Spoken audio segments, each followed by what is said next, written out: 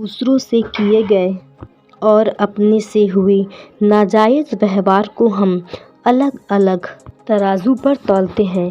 एक सकारात्मक शख्सियत के बहुत अच्छे गुणों में से एक है दूसरे के मनोभावों को समझना।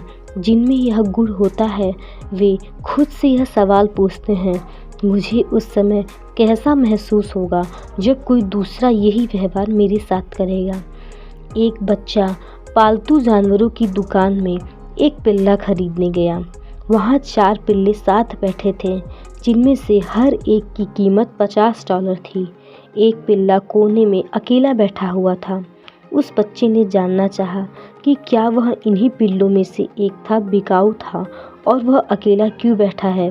दुकानदार ने जवाब दिया कि यह उन्हीं में से एक है, मगर अपाहिज है और बिकाऊ नहीं है। बच्चे ने पूछा, उसमें क्या कमी है।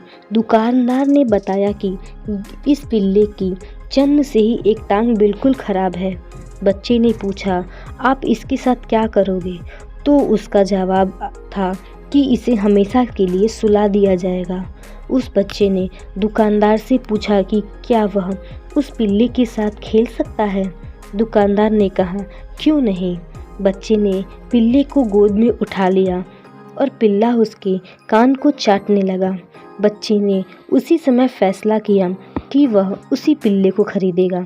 दुकानदार ने कहा, यह बिकाऊ नहीं है, मगर बच्चा जिद करने लगा। इस पर दुकानदार मान गया। बच्चे ने दुकानदार को $2 दिए और बाकी के $48 लेने अपनी माँ के पास दौड़ा। अभी वह दरवाजे तक ही पहुँचा था कि दुकानदार ने ज़ोर से कहा, मुझे समझ में नहीं आता कि तुम इस पिल्ले के लिए इतने डॉलर क्यों खर्च कर रहे हो, जबकि तुम इतने ही डॉलर में एक अच्छा पिल्ला खरीद सकते हो। उसने अपने बाएं पैर से पैंट उठाई। उस पाँव में उसने ब्रेस पहन रखी थी। दुकानदार ने कहा, मैं समझ गया, तुम इससे पिल्ले को ले जा सकते हो। इसी को दूसरे की भावनाएं समझना कहते हैं। जब आप दुख बांटते हैं तो यह कम हो जाता है और आप सुख बांटते हैं तो यह बढ़ जाता है।